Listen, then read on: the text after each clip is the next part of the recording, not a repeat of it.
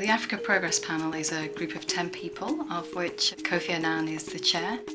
We're not just an advocacy organisation, and we're not just a think tank. We're both. And this power of bringing both those sides together is what enables us to influence policy.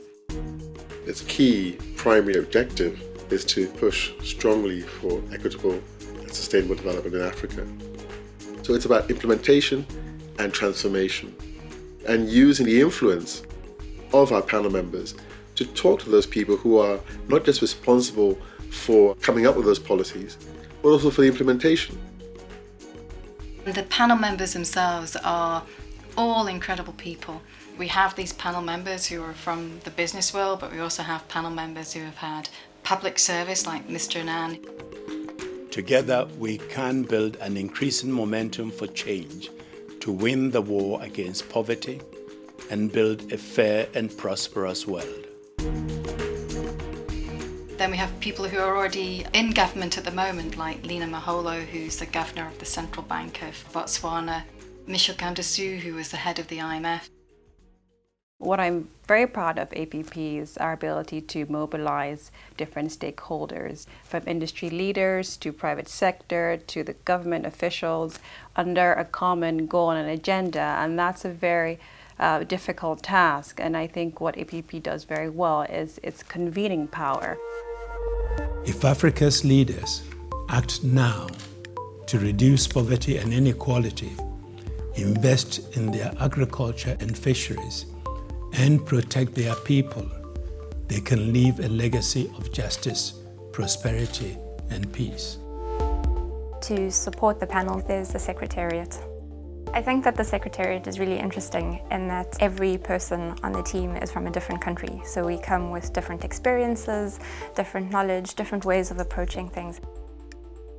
Every year we write a report, which is called the Africa Progress Report, about a critical issue that's affecting Africa, but also affecting the globe. The annual Africa Progress Report is the kind of key policy tool. Whenever the panel speaks, it must speak based on evidence.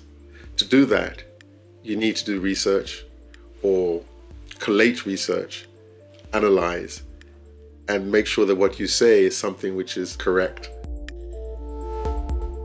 The challenge or the task is to take the information from the report and to make it as accessible as possible so that we can reach as many people as possible. The information in the report is really important for a lot of people. It affects a lot of people's lives, and so it's really important that those people have access to it.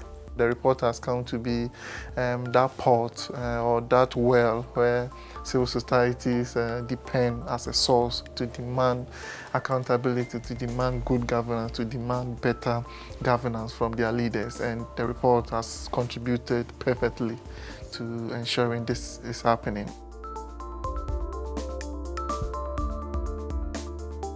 I think Africa has the responsibility of taking the lead to prove that yes, you can develop on the basis of clean and renewable energy. Alors, pour un jeune Africain comme moi qui a vu au cours de mon parcours les défis auxquels le continent est confronté, c'est un honneur et un privilège de mettre mon savoir et mes compétences au service de la cause de l'Afrique. The aim of the Africa Progress Panel is to influence policies across Africa, also to change the narrative on Africa. Africa is a very diverse continent. It's not one country, it's 54 countries, and within those countries there's so much diversity and so much change. And I think there's been a neglect of the positive narrative in Africa. But now Africa is leading the world in many things, in innovations, in technology, in telecoms, and tomorrow in energy. In renewable energies, you've got this whole new generation of energy entrepreneurs. But many people have this very narrow perspective on Africa because we often see Africa portrayed in a very negative way. There are certain issues that occur in Africa that need to be reinvigorated, so we keep alive the issues that people have neglected. My passion is to see that these are the issues that have been resolved now. A lot of people are seeing electricity for the first time in Africa, that Africa has changed. at the government level, they need to also provide the leadership to allow these opportunities to take place. If there isn't a framework to allow these to actually take off, it's not going to be as fruitful. We see this as a continent of young people, of entrepreneurs, and of the leaders of tomorrow. What I feel most optimistic about is the dynamism of the youth of Africa. The issue now is that how do we allow that talent, that latent talent, to be unleashed and harnessed? Our leaders, the elders, still have a lot to do to ensure that that talent is able to maximize its potential.